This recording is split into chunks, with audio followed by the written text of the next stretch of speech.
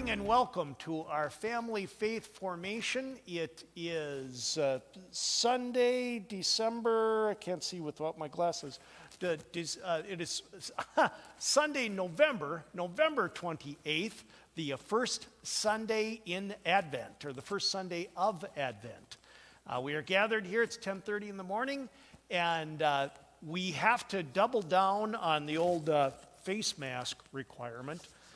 That is a kind of a decree, a prerogative throughout our entire church.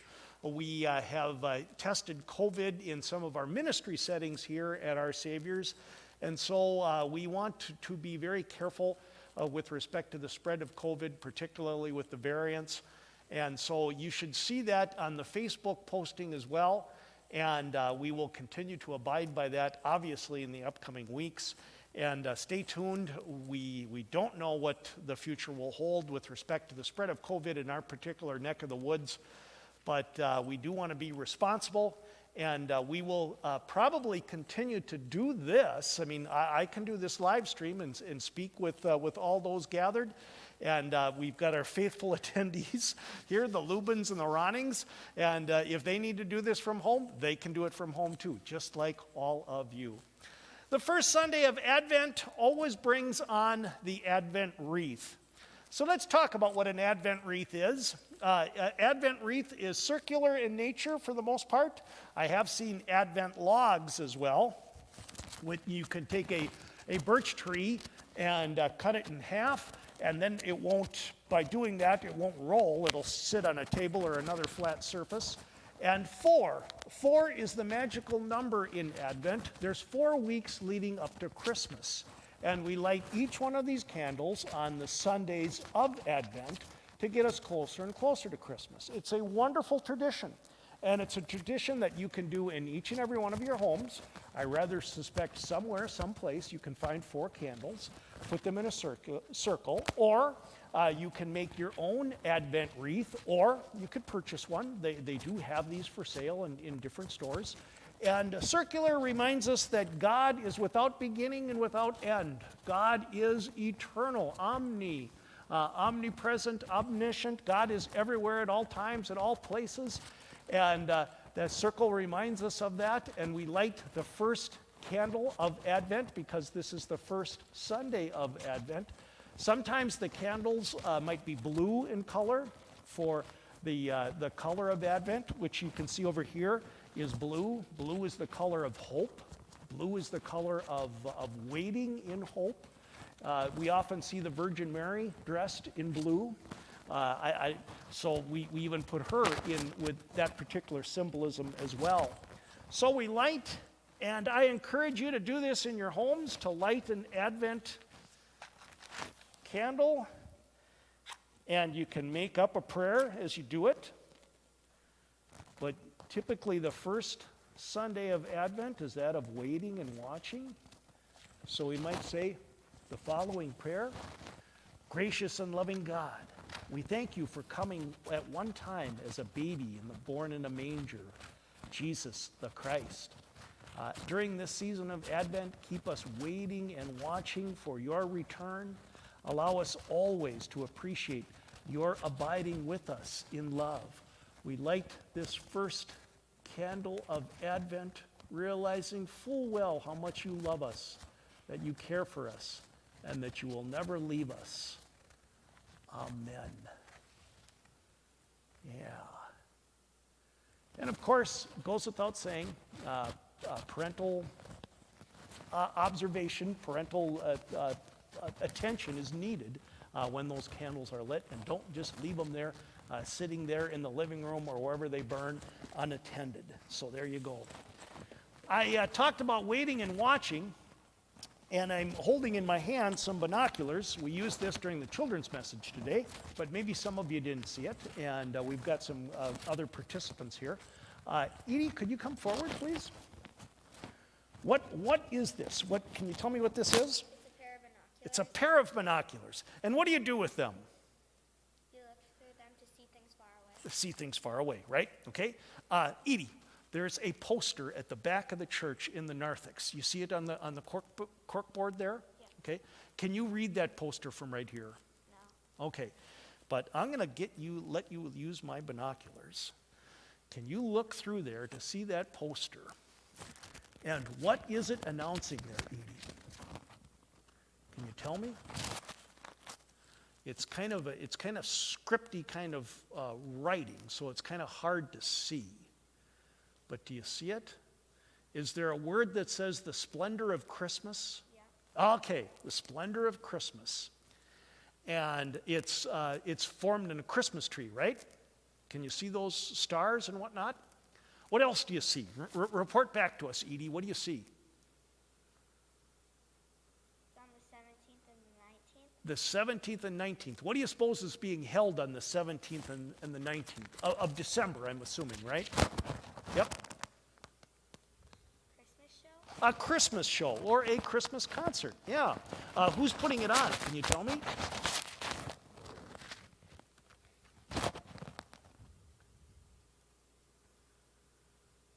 Well, it's an organization called Voices of Reason. Do you see that?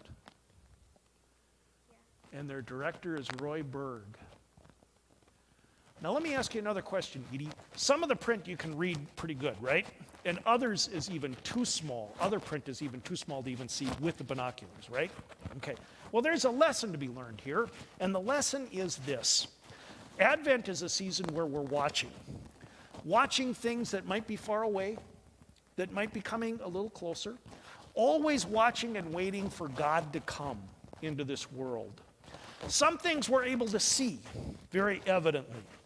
We might see God active in things that happen to us, maybe good things, maybe something that started out as a bad thing, and then God made it for something that might be good. We're going to read a lesson about that, a guy by the name of Joseph in the Bible. Maybe something that was frustrating in our life, but then God used that to work out something good and wonderful. Maybe we were sick, but in our sickness we saw and we realized how many people loved and cared for us. Has that ever happened? Have you ever been sick and then mom and dad and your friends, you realize just how important they are, how they've been there for you, how they love you, yeah? A bowl of chicken noodle soup never tasted so good as when you might have a cold or you might be ill. Well, my point, and I do have one, is this, is that God is always promised to be present. And in the season of Advent, we're waiting on God to continue to do wonderful things in our life. Some things we can read very well.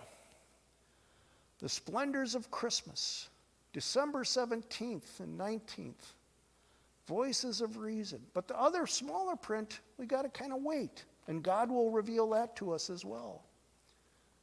And Advent is like looking through these binoculars, looking for God in wonderful ways. Yeah. The presence of God.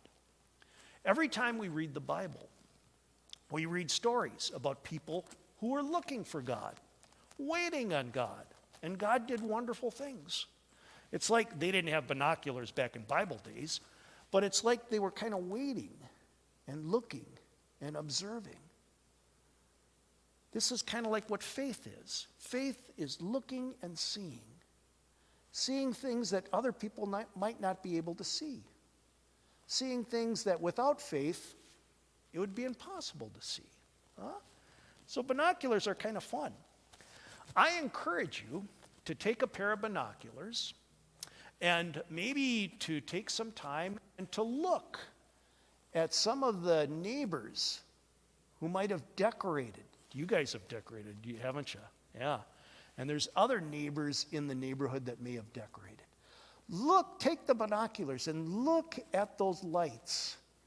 See how they shimmer. When you look through a binoculars, you see things that you didn't see before. Again, kind of like our faith. Yeah, looking through those binoculars. Maybe there might be a little baby Jesus or some wise men or some angels that if you weren't looking through the binoculars, you might not have seen them. If you weren't looking through the eyes of faith, you might have totally missed them. Huh? So that's today's lesson or today's exercise to do at home. Look through the eyes of faith Get a pair of binoculars to do that. All right, let's gravitate over here. Come on up here. We're going to read a story about a guy who held his eyes of faith open, and it's a story about a guy by the name of Joseph. Okay? And we're going to read about Joseph. He was one of the sons of Jacob. Remember now, Jacob had that great wrestling match with God, and God eventually won that wrestling match, and he left Jacob with a limp from that point forward after that wrestling match.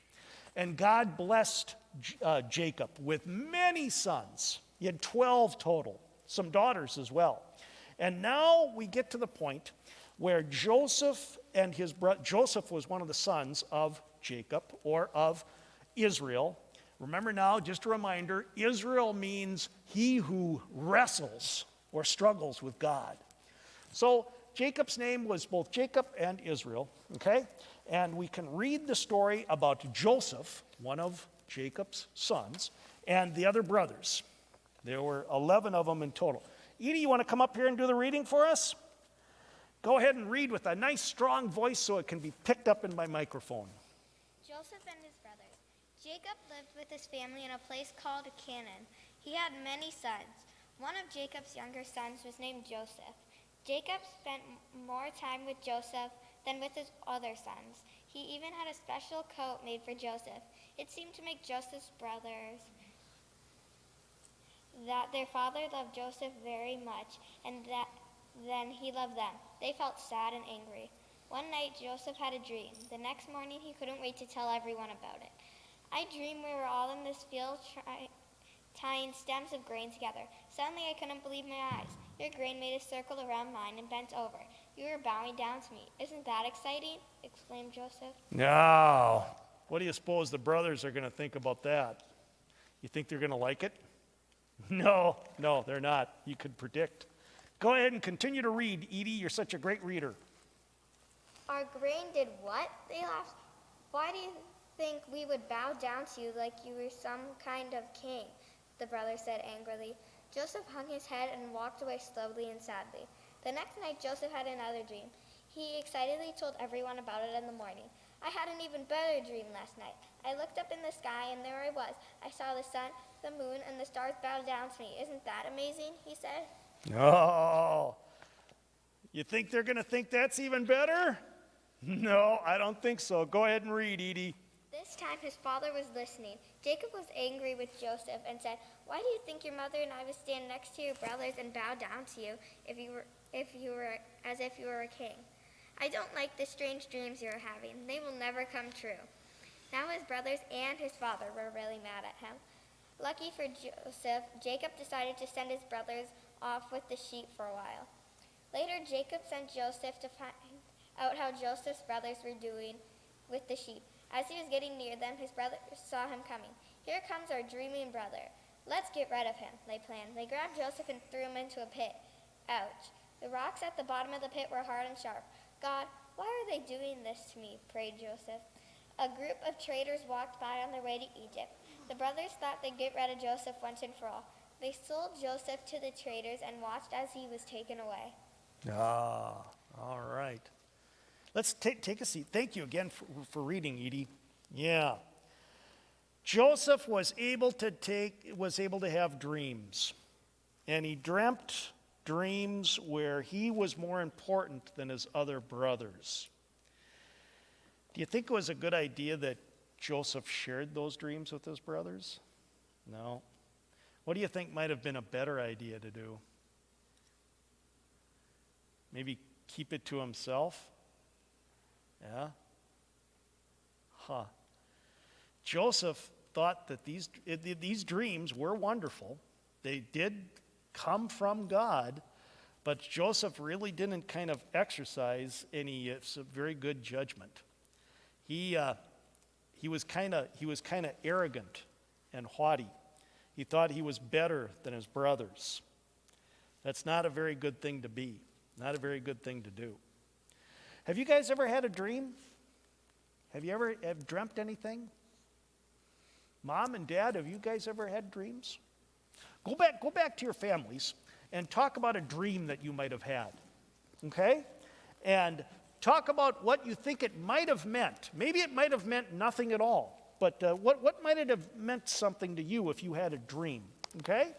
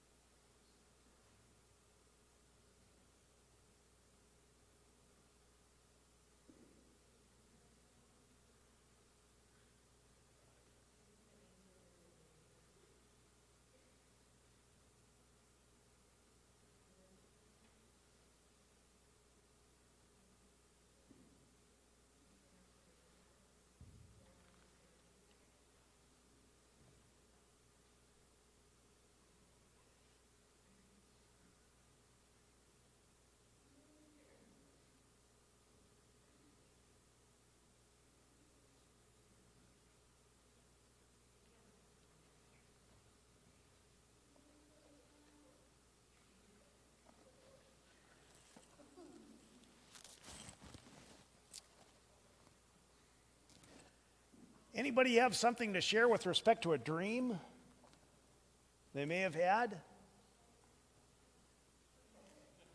I had a dream the other night that I was going to play baseball for the Minnesota Twins. It was a real weird dream. And the baseball coach was Tom Kelly, who's long since been retired from baseball. I don't know why I had this dream. And I tried to tell the Minnesota Twins that I was 60 years old and I was way too old to play. But they said, you can hit the ball and you got a good eye. That's what they said. So I kept coming up to the plate and I was so afraid, I was so nervous, and I would swing and each time I'd get a hit. So they kept me on the team. And I don't know why I had this dream, but it was the strangest dream. And when I woke up, I said, oh my gosh, it felt so real. It felt so real. Yeah. I don't know, maybe there was something in the back of my head where I was thinking that, I kind of wanted to do that when I was a younger boy. I wanted to play baseball, And I think the older we get, the more we kind of carry dreams with us. It kind of looks back into areas where God maybe might be wanting to talk to us, or maybe God might make us feel good. I'm never going to play baseball for the Minnesota Twins. I mean, that's obviously something very silly, very, very far-fetched. But yet it was kind of a way that God could kind of speak to me through that fantasy, if you will. And we all have dreams of different things. Some of them are kind of scary. Some of them are pleasant. Some of them are very confusing, where we scratch our head. Yeah. One of the things that's asked to do on the little participation sheet here for families is to do what they call an acronym. This is DREAM. So talk amongst yourselves and your families. What might be something about dreams that begins with D, or an R, or an E, or an A, or the letter M, okay? So talk amongst yourselves. I'm going to give you a couple minutes to think about this. What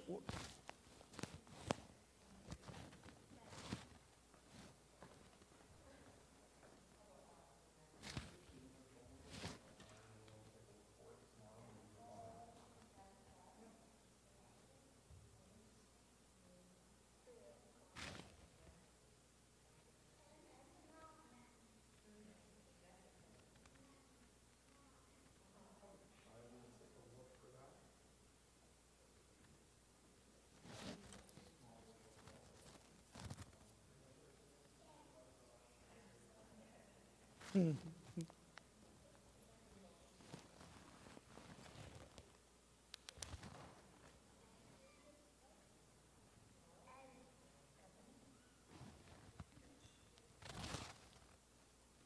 E. Okay, what did we come up with? What did we come up with dream? Evan? Dad? Okay, when we think of dreams, we can often think of dad. Okay, what else? Phone? Dogs. Okay, I suppose we could dream about dogs. What did you guys come up with?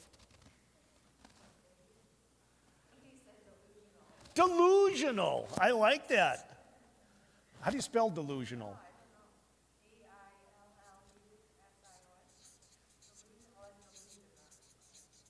Delusional? School teacher, how do you spell delusional? D-E? D-E-L? D-E, delusional. Dreams can often be delusional, you bet. I've had a little bit more time to think about this than you guys have, so that's kind of cheating. But one of the things I had with the D for dreams is destiny. Okay? Sometimes there's a destiny. That means I'm going to this particular place, or I'm going to do this particular thing. Sometimes dreams have kind of that type of a quality to them. Okay? But we can dream about dad. I have to rather agree. A lot of our dreams probably focus on dad or mom or somebody else who's important in our life, a very influential parental influence, so to speak.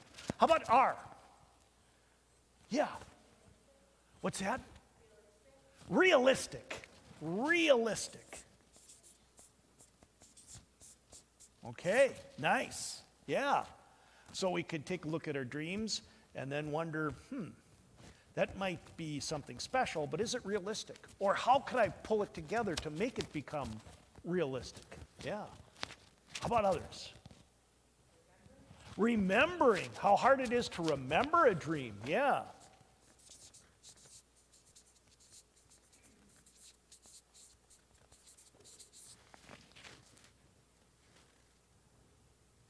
I've often thought, too, revelation. To reveal. Dreams sometimes reveal something, yeah? Might be that we're sad, kind of looking for something. Maybe God is trying to speak to us, reveal. How about E? What'd you put? You put elephants.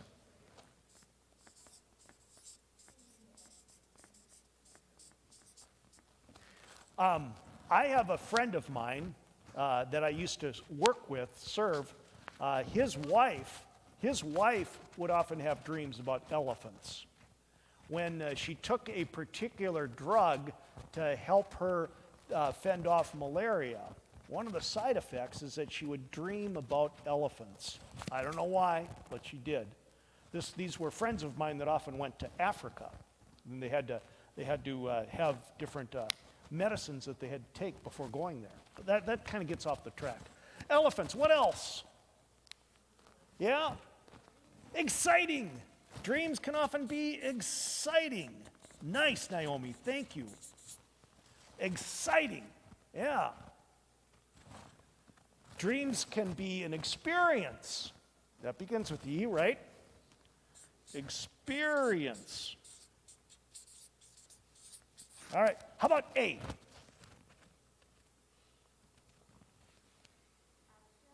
Abstract.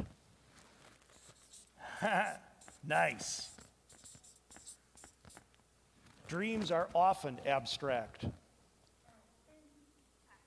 Action. I like that. In fact, that was one of the ones I thought of, Evan. Action. Dreams often have action to them. Yep. And how about M? Yep. Madness. Ha ha. I like that. Are there two D's to madness? Madness? No? Yeah? Somebody else said Evan? Mom. Okay, when we often dream about mom. Okay. Naomi? Memorial. I like that. A memorial is something that we want to remember for generations to come. Yeah, okay, memorial.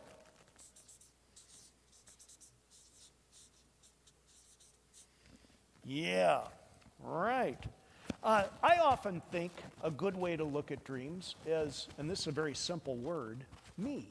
They're often about me. I am the director of my dreams, so to speak. So there we go, me. Okay. Well, this guy that we just read about, Joseph, he had all sorts of dreams. He was a dreamer. And God put different dreams in his head. And quite often when God did that, those dreams were abstract. They were often exciting. They were often realistic. They were often revealed his destiny, right? So what I want you to do is I want you to read these Bible stories about Joseph and his dreaming, okay? And pay particular attention to the abstract. A bunch of wheat in sheaves bowing down to him? What's with that? Scratch your head. The stars and the moon bowing down to him? Scratch your head. What's with that? And then Joseph told all of these dreams to a family which really wasn't functioning all that well. They were jealous of him. They were angry. And Edie, what did they do? They ended up throwing Joseph into a pit, into a well. And then the story continues. They said, you know, he's just going to die in that well. Let's just pull him up and let's make a profit off him. Let's sell him to slaves, to slave traders. So they sold him, and then he went down to a land called Egypt. The story of Joseph is one where bad things happened to him, and people were angry with Joseph, and Joseph was raised in a family which was kind of fighting a lot and didn't really like him. But guess what? God took all of those things that happened to Joseph and he put them into a wonderful destiny. Destiny.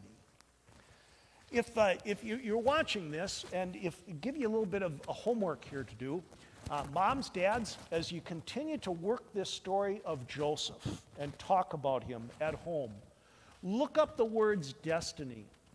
Look up the word realistic. Look up the word exciting or experience. Look up the word abstract. Yeah. And then look up the word me. All these things focus around me. And Joseph. Huh? Yeah. We're going to continue the story on Joseph, and I got a couple of other things that we can do. I got some handouts here. I'll make a copy of this so that we can pass this around. Okay. I forgot, before I left for Thanksgiving to go down to visit my family, I forgot to make a copy of this. So I'll make a copy of this for you guys. But there's all sorts of things here to do with dreams. One is a story poem, okay? Another is colorful dreams. Make a cloud by glue of cotton balls to write new ways your family can show the love of God to others. You might want to dream about your future. There's another exercise here. What might I do when I grow up? That kind of dreams, okay? You might also want to go online and look up a man by the name of Dr. Martin Luther King Jr., who had a great speech of a dream, okay? So these are all wonderful ways to look at the topic of dream. And dreams is going to carry us next week when we look at Joseph. And Joseph now, who's sold as a slave in Egypt after his brothers and really didn't want anything to do with him, we're going to see how God can turn something very, on the surface, something that looks very bad, how God can turn that into something very good. And the bowing down sheaves of wheat are going to make sense from an abstract to something that's realistic and to reveal later on when we get to Joseph in Egypt. Okay, that's enough for now. Let's close with the Lord's Prayer, shall we? We all know this prayer. And let's bow our heads and pray as Jesus taught us to pray. Our Father, who art in heaven, hallowed be thy name. Thy kingdom come, thy will be done, on earth as it is in heaven. Give us this day our daily bread, and forgive us our trespasses, as we forgive those who trespass against us. And lead us not into temptation, but deliver us from evil. For thine is the kingdom, and the power, and the glory, forever and ever. Amen. Thank you if you're watching on the Facebook post by now, as it will be posted there on Facebook. Look as well for a couple of the Joseph and his brothers postings as well on Facebook. We'll get that done too. So, God bless, be well, remain masked, and we'll see you next week.